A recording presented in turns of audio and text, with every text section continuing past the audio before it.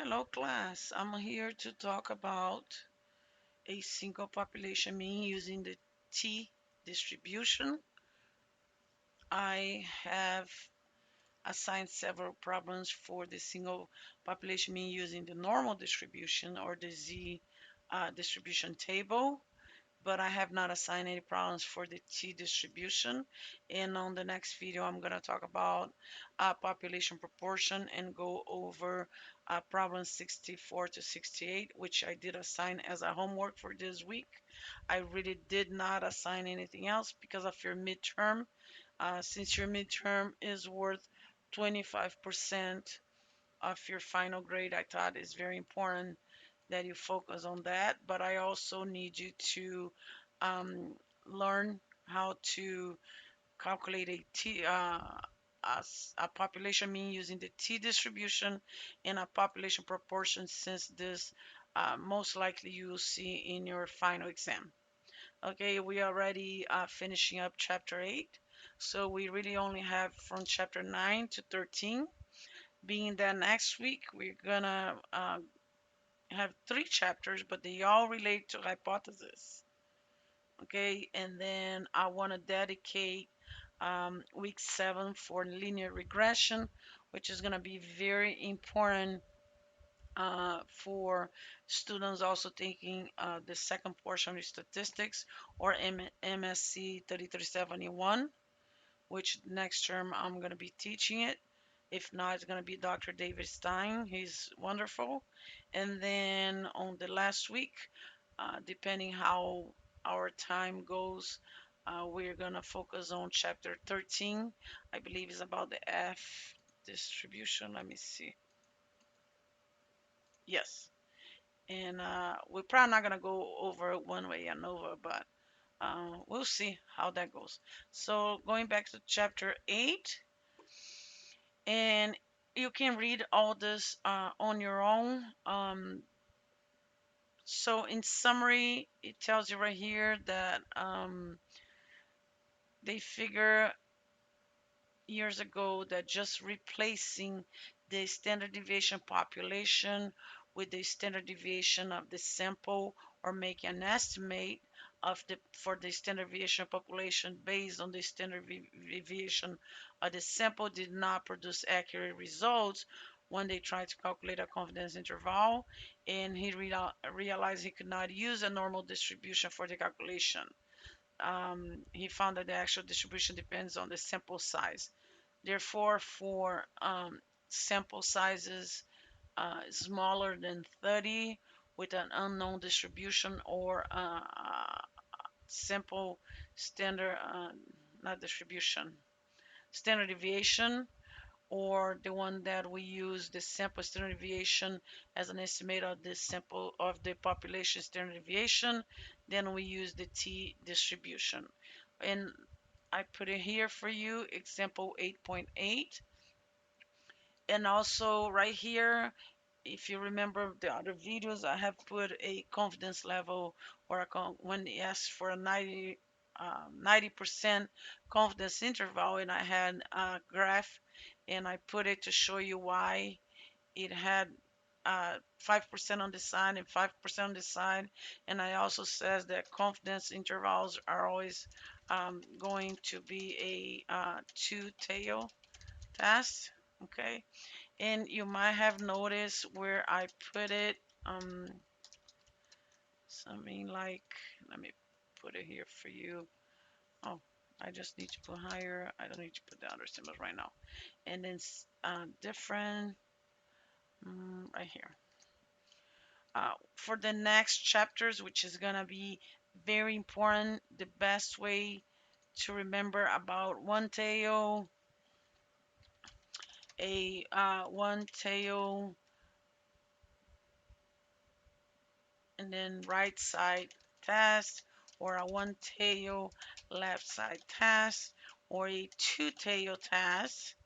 The best way for you to remember this is gonna be using this little silly trick is, for hypothesis, you're gonna be seeing the null hypothesis, and you're gonna be presented with a null hypothesis and an alternative hypothesis. when you see that your alternative hypothesis and you're being asked for a value higher than, lower than, different, in this case, I guess different than, I didn't want to make it this to not mess up here, but here we go.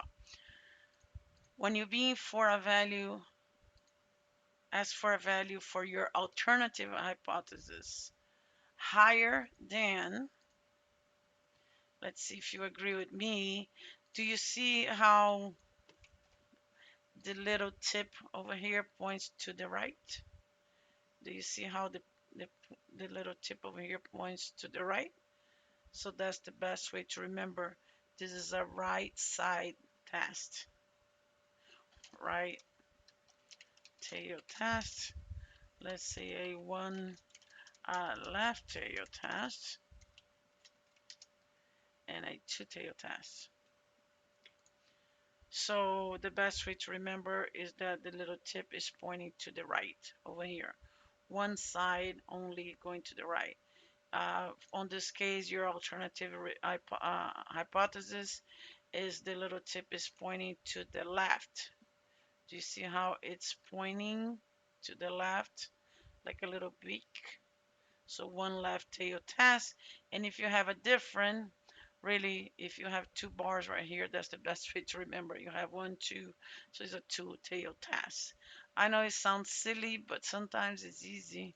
Um, or it gets easier to remember these little rules if you have these little tips. Okay, so let's go back to the problem.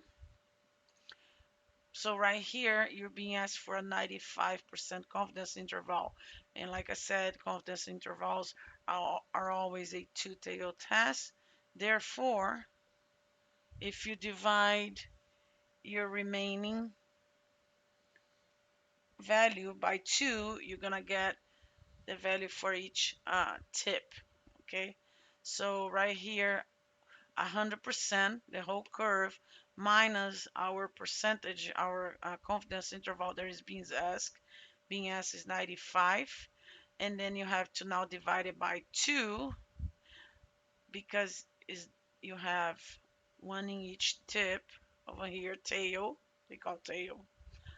So in another way that I showed you also, you do 100% minus your 95%, and then you're gonna get a 5%, not 50%, okay? This is not 50%. 5%, you divided that by 2 because you have two tail, then that's 0.025. And now if you subtract from your 100%, you find a 0.9975 or a 97.50%.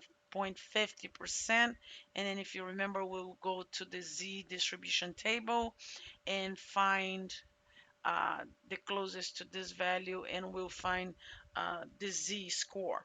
Well, in this case, we're working with the T score. So for T distributions or T scores, you're going to have two values. Not only you're going to have the alpha value, which is in this case we already define, okay? You're also going to have, so in this case really you're just going to need this. But also we're going to need the degree of freedom. And the reason why they do n minus 1, if you remember, I did post a video about this, is they're trying to make the variation of the values more significant than if you just divide it by the sample size. So by decreasing the sample size by 1 and then dividing, then you're going to have a more significant variations. So to calculate your degree of freedoms, you're going to do your sample size minus 1, and then you're going to get 14. So now you should have all the information to look up at your T distribution table, which you're going to be looking at T, and then here is your alpha divided by 2. So you're going to be looking at 0.025, and then your degrees of freedom is 14 what we can do is to make this subscript right here. This is the information. So now, how do we get the value from the t distribution table? So right here, this is the t distribution table that I got for you. And why do you have two values right here? Exactly when we get to hypothesis, do you see right here it's telling you when you're looking for one tail that you don't divide anything. See over here? And then when you're looking for a two tail, then you're gonna be using, you don't even need to divide. It's already right here. It's telling you, okay, at a 95% for a two tail, so 1 minus right here.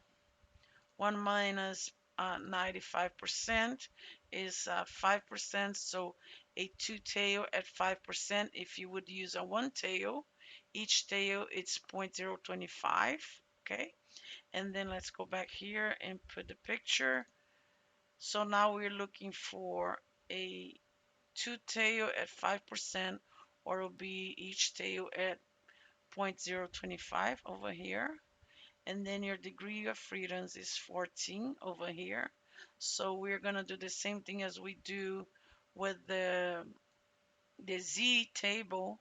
So we're just going to go all the way. I'm trying to put it here so you can see better, but it's not staying. Degree of freedom is 14, and then I'm going to go all the way to over here, 5%, 5%. Oh, here we go. So 2.145. So at 14 degrees of freedom at 5%, or each tail at 0.025 or 2.5% is 2.145. Okay, so we got this value right here. So 2.145. Okay, so why did I put this table here? Remember that I had presented a table with the most common values for the z-score. Well, here is going to be a little more complicated because you have to use the degree of freedoms aside from the actual score, okay, from your actual alpha. So if you had, for example, a t-score that the sample size is really 16, because 16 minus 1 is 15, at 95%, you have 2.13. See how close it is right here? But it's here is 15, therefore degree of freedom is 15 minus 1, and here is 16 minus 1. So I see a little difference. That's the reason why we really cannot have a most common values. I mean, you might find it, or even a online site where you do provide a degree of freedom, and then you do provide the alpha value, and then it gives you this. But I want to show you how to find on your table. Okay, actually you don't even need all this because this is if it was a z-score, but you're not working with that. So now what else we need? Well, we need the mean of the sample. We have all the values right here. Suppose you do a study to determine how effective acupuncture um, is in relieving pain, and you measure sensory rates for 15 subjects. So you know your sample size is 15, right? Which we already put it here. And then we're gonna now do the mean. We're gonna have to find the mean. Well, if you remember at the beginning of the course, I said if you only selecting the values, it already tells you here your count and your average. Your count and your average. So we know there's 15, we're correct. In order to do the average, all you can do is equals to, remember for Excel, put an equal sign for a formula, average, and then for these values, and then enter. There you go. So if you look at this value and you look down here, you see it's the same. They just round it up.